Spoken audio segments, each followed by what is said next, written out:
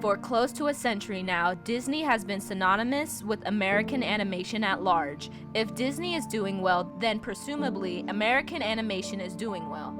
And the opposite may be just as true. If you go back and watch a Disney animated feature from the 1940s or 50s, you'll notice just how fluid and lushly drawn the animation itself often is, and how it strangely holds up to modern scrutiny after so many years.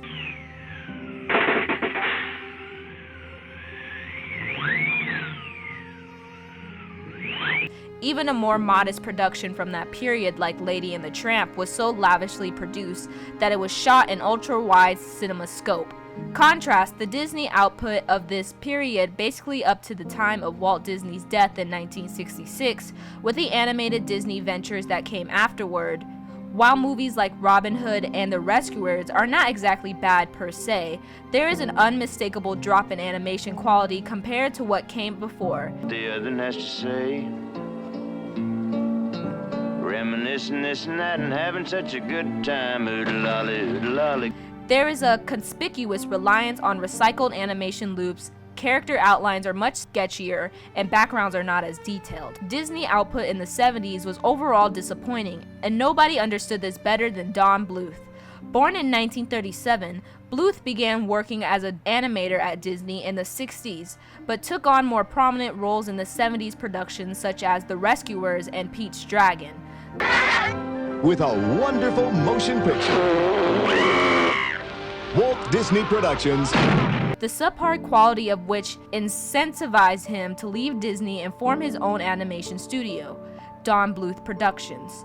In the 1980s, while Disney was struggling to produce critical and commercial hits, Bluth features were setting a new standard for American animation, a standard that would both doom Bluth and cement his legacy. Bluth's first feature and arguably his greatest was The Secret of NIMH. Released a year after Disney's The Fox and the Hound. This is a great story, and I think he liked it because it dealt with something that was a little bizarre, which was the element in the story about giving mice injections and it changing their DNA somehow so that they became very intelligent and can read. And then, what happens when they become intelligent? These two movies can hardly be more different, although each does have its own virtues. The Fox and the Hound is a calm, melancholy slice of life about the friendship between a fox and a bloodhound, while The Secret of NIMH has considerably higher ambitions. Based on Robert C. O'Brien's best-selling novel, Mr. Frisby and the Rats of NIMH, Bluth's film follows Miss Brisby,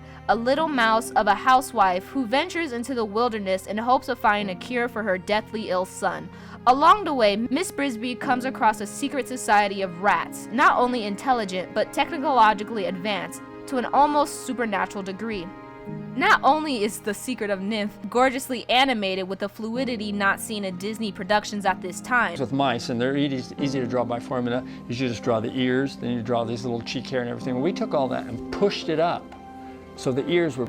But is a mature fable about the complicated relationship between technology and mysticism. Simple and fast-paced, even enough that children can understand, but ponderous enough for an adult audience. Despite being G-rated, The Secret of NIMH is more mature and more intense than any modern Disney movie you can think of, but it's also the most perfectly balanced of Bluth's movies in terms of maturity. If Bluth were to have a single masterpiece, The Secret of NIMH might be it. The mid-1980s marked perhaps Disney's darkest hour, with the commercial and the critical disaster that was The Black Cauldron in 1985.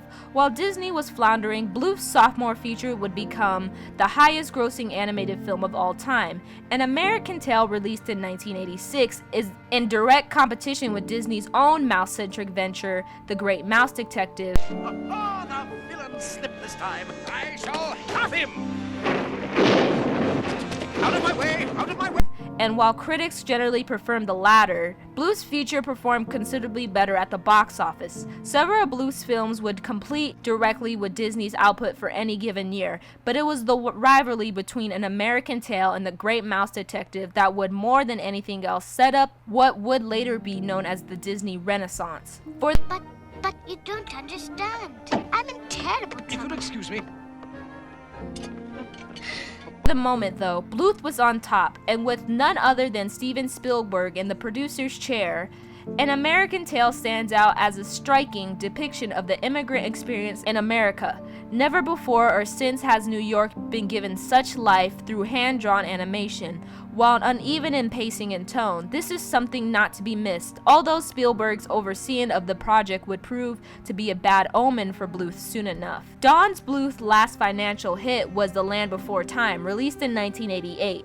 Not only did Spielberg return as a producer, but George Lucas also joined the project as co-producer.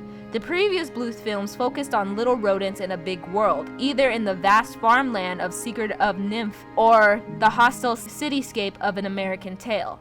But The Land Before Time is about dinosaurs, specifically Littlefoot, a young sauropod looking for the Great Valley in the wake of his mother's death. Dad, he'll eat us! Run! Come back! Now, I admit right now that I'm biased, but The Land Before Time is my favorite of Bluth's films. It's the one I grew up watching the most, and even as an adult, I find its allegorical approach to death and grief to be arresting. The story is quite simple, with Littlefoot making friends as he treks through the prehistoric land, overcoming natural obstacles and giant carnivals. Now will you believe me? Sorry. We're safe now. Nobody's safe with you. But much like Bluth's previous films, it's steeped in a haunting dreaminess that may be too intense for children, but nonetheless envelops the viewer in a haze of implicit mysticism. Unfortunately, while it did well at the box office, The Land Before Time did not perform as well domestically as Disney's release that year, Oliver and Company. For what it's worth, the latter is the more obscure movie nowadays. Have you seen Oliver and Company? Now, the dynamic uno. What do you mean? What I mean is, our partnership is herewith dissolved. Interference from Spielberg and Lucas also resulted in the film being cut for content considered too scary for children, resulting in a film that is maybe too short. From here on out, studio interference would only worsen for Bluth and never got better. Then came the terror. Without so much as skipping a beat, Bluth released his next feature, All Dogs Go to Heaven, only 1 year after The Land Before Time. Of Bluth's first 4 features, All Dogs Go to Heaven was the least successfully commercially, and to this day it remains something of a hidden gem. They weren't upset about the wallet. They gave me real waffles with butter and syrup. Really? Huh, that's great. The plot is a bit zany, granted. We get Charlie, a wisecracking dog who runs a gambling racket, and early on he gets killed by the leader of a 1920s-style mob, also run by dogs. Charlie gets sent to heaven despite the fact that he's pretty far from a Boy Scout, since all dogs go to heaven by default, but not wanting to stay dead, he pulls a fast one and makes his way back to the land of the living. Can Charlie redeem himself? Will he get sent to hell the next time he dies? It's all a bit morbid, and of Bluth's first 4 films, All Dogs Go to Heaven is the most tonally inconsistent. Where am I? This is the Great Hall of Judgment. Even so, it continues the mystical angle of Bluth's previous efforts with gusto, more than making up for its narrative shortcomings. All Dogs Go to Heaven only did decently on the commercial front, and Disney's animated feature that year, The Little Mermaid, was by far the more critically and commercially successful, not only wresting Bluth's grip on the industry away from him, but unambiguously marking the beginning of the Disney Renaissance. Faust? There it is. Isn't it fantastic? Yeah, sure, it's great.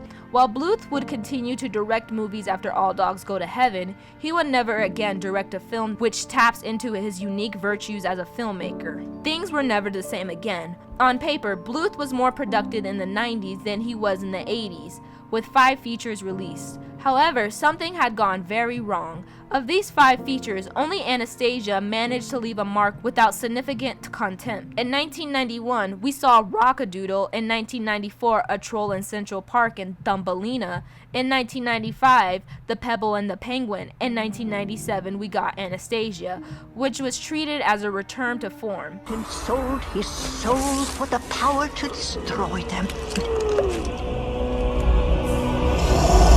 Between MGM and Warner Bros. And the studio previously known as 20th Century Fox, Bluth made films which now had major financial backing, but the film grip these studios had on his productions guaranteed that he could no longer make his films nearly as spiritual or challenging as before, with all of the aforementioned films, except for Anastasia, being far more comedic than what was customary for Bluth, and also far dumber. Anastasia, of course, did decently with critics and audiences. The spark of unhappiness in our country was fanned into a flame that would soon destroy our lives forever. And some people remember it fondly to this day. But even so, it reeks of an attempt to copy what had become the signature style of the Disney Renaissance.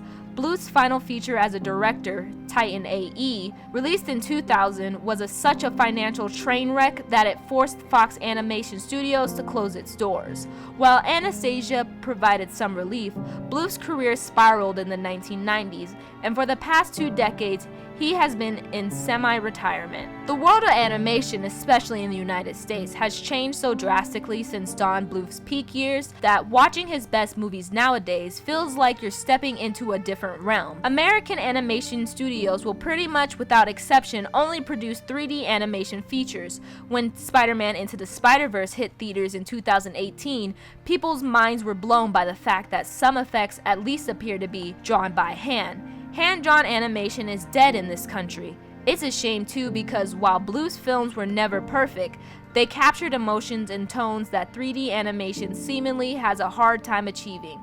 3D animation, while it can be both visually and emotionally gripping at times, lacks the human imperfections of hand-drawn frames. Crunchy. Each character's pose lasts longer and is much more pronounced.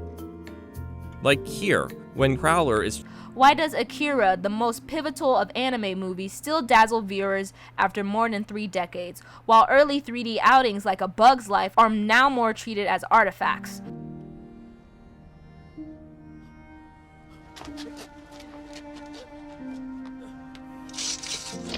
Part of it has to do with advancement in technology, but I think it also has to do with a difference in technique, and even a difference in philosophy. Don Bluth's best films showed us at the time, when the animation industry was in a tough spot, that you can make movies aimed at children that are nonetheless intense, somber, contemplative, and yet still adventurous.